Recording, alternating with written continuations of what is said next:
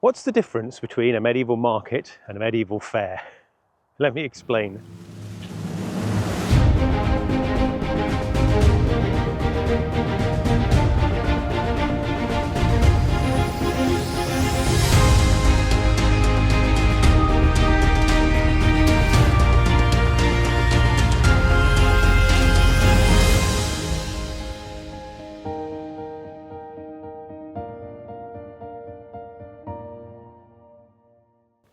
Medieval markets were held on a specific day of the week, not just the weekends as might happen these days, but they would have a specific market day and it would be the same day every week. That's part of the grant of charter, if you like, of the market to hold a town.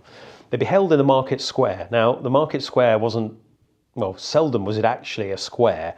In the big cities, it might become a square, but in most market towns, it's more of a sort of widened part of the road, sometimes triangular, sometimes just a sort of lozenge shape that was really developed from the town allowing a bit more space in the middle of it for the market itself.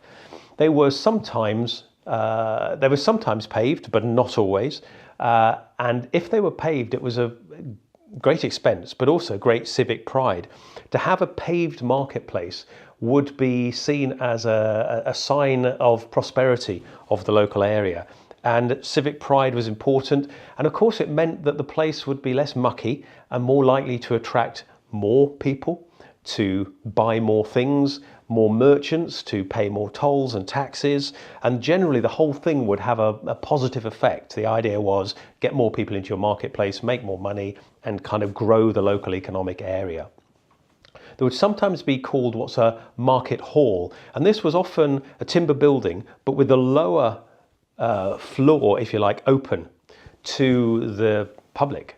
This was almost literally a covered mini mall, if you like. I mean, it's not going to be very big at all, probably hold 4 or 5 market stalls, but it was also a central place for people. And often there were stairs up to the first floor, the floor above the market stall, which was enclosed, which was used for events and for ceremonies in general.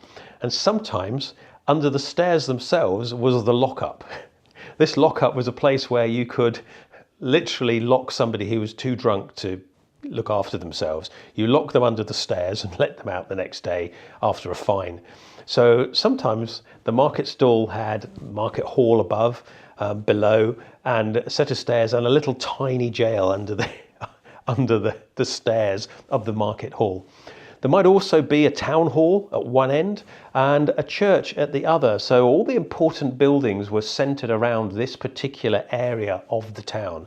And as such, the area around the market square would become very prestigious, would become the wealthiest area of town. You'd have your high status buildings directly adjacent to the market square. And of course, they paid higher taxes as well for that privilege. But this became the central area for the market to be held. You couldn't just have a market, of course. I'm sure there were illegal marketplaces that were held, maybe very small gatherings where people exchanged goods. But if you wanted any kind of reasonable size official market, you needed a market charter. Perhaps in the early medieval period, what we used to call the Dark Ages, people just got together and organised it. But as you get into the high and late medieval period, you definitely needed a market charter. That was granted by the king. You'd usually pay fees and taxes, and it would ensure the financial well-being of the local area, because in effect, it granted you a monopoly of sales in the local area. So for quite a large area around, yours was the only market that could happen on that day of the week. So that was fairly strategically important for a local area. There were, of course, taxes and tolls for people that wanted to trade at these markets. Sometimes the locals were charged less than foreigners, and foreigners were not what we might think of as foreigners, not people from a different country, but people from further afield. Probably not that far away, actually. There almost certainly would have been some itinerant traders who would travel from market to market, and sort of professional merchants. And they might be charged more money. And one of the interesting things is sometimes foreigners non-locals had to wait for a while before they could actually buy anything. So the local people got first dibs of any of the goods that were on sale in the marketplace.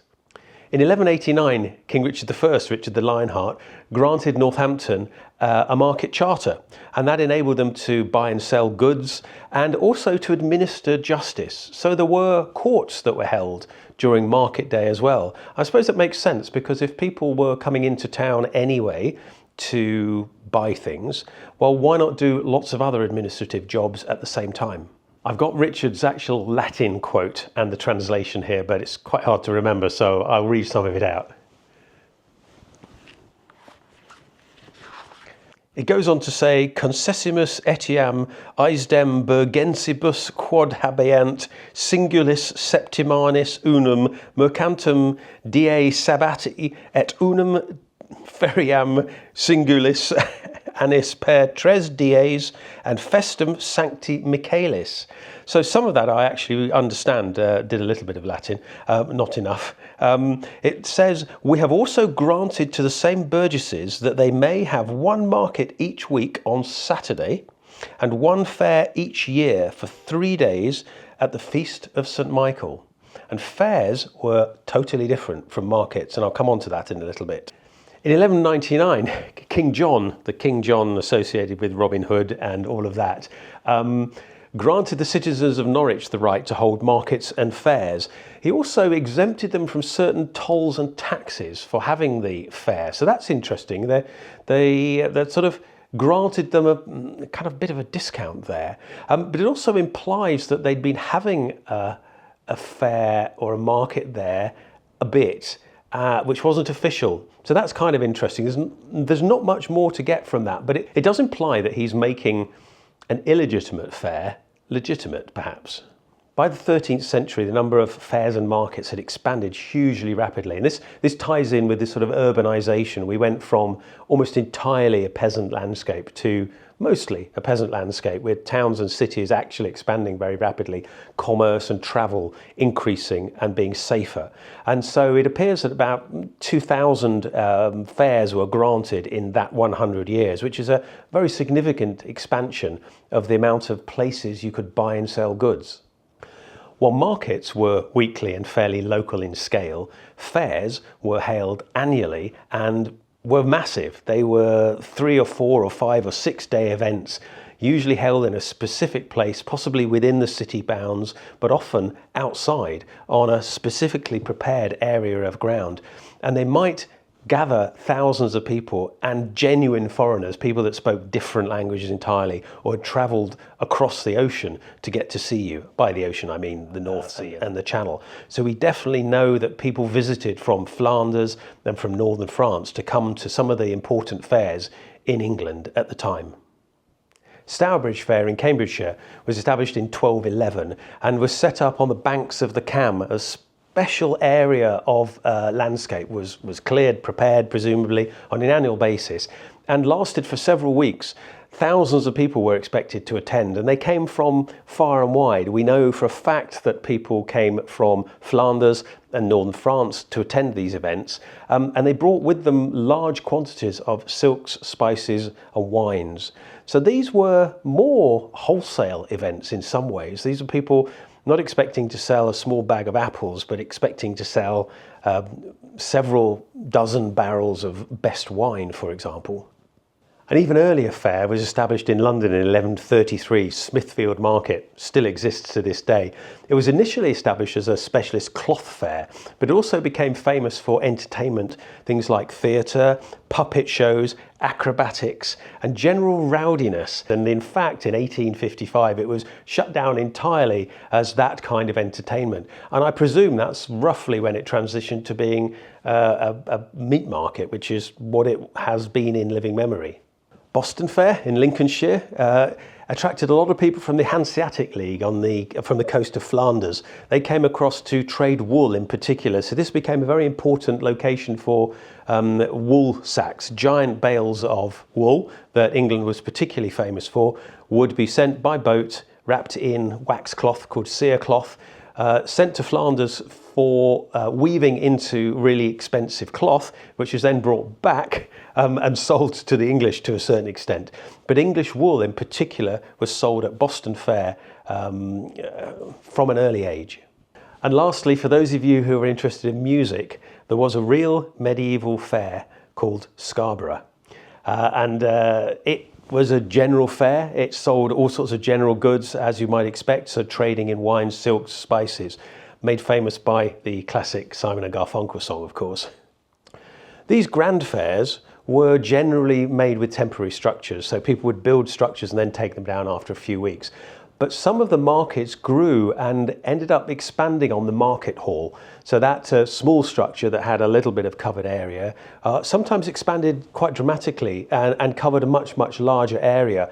Most of these have gone, of course, now, but there is one that I'm very familiar with because there's a thing called a covered market in Oxford. And this is a medieval covered shopping centre, really. It is beautiful and a very, very interesting visit if you get a chance. And if you go there, you can still buy. There are still butchers, there are still bakers, there are still haberdashery shops. There used to be a barber, there's lots of cafes and things like that. But it is basically a medieval covered shopping centre. Of course, where you've got thousands of people gathering in one place, perhaps drinking too much, perhaps getting overexcited, perhaps disagreeing over terms of trade, you're going to need to resolve those disputes. And the court systems of the medieval period were very slow moving. And of course, that was no use if people were going to turn up for a day and disappear, or turn up for a week and disappear. The courts couldn't cope with that. So what they did is they created a type of temporary tribunal, what's called a pie powder court. Now, pie powder sounds like an absurd name, but it apparently comes from the French pieds poudrés, which means powder feet, dusty feet. So these were strangers' courts. They were literally called strangers' courts sometimes. And they would hear the trials and tribulations of people there and then, make decisions there and then, and find people or throw them out of town or arbitrate over disputes. So that they would be settled there and then. So a very pragmatic form of administration of justice. I've got some of the records of the pie powder courts here. I think they're worth reading out because I think they give some context and colour to events. Some of these are a little bit later, they're 16th century, so they're not quite medieval, but I don't think much had changed really, and I think they show some colour for us. There's a record for the punishment of William Whatley, who should be whipped out of town for filing off his irons and for calling on the commons to lay hands on the mayor in church. So a bit of a rabble-rouser there. So he was whipped out of town. Sounds pretty serious if you ask me. There's another one.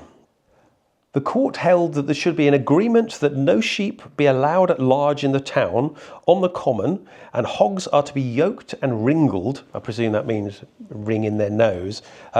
No person shall be allowed more than 4 hogs. Quite strict. John Parker shall be fined for casting dung into the cellar of the butchery. Don't know anything more about that story at all, but somebody chucked dung into the butcher shop cellar and was fined for it. Was it a mistake? Was he getting revenge for something? I don't know. There's another one here. There's an order that no stone, timber, brick or building stuff which has either formed part of a building or is fit to be built with should be carried out of the town under penalty of a fine. Not sure what's going on there, but they don't want the building materials to be taken away for some reason. Sufficiently important to have had a court case and an order to be made. This one's an interesting one because it talks a little bit about our local monopoly, which would have been a real problem for people. It says, Thomas Smythe, he shall cease to be both miller and baker in the town at the same time. Now, he was obviously doing a bit of vertical integration there. So he's miller, grinding the corn, and the baker, baking the bread. And so that gave him a lot more power than perhaps 2 separate people doing the same job. Interesting enough that the courts should order that wouldn't be the case. So in summary then, markets were the local shopping event, and you tend to meet ordinary people there and locals, people not from too far away.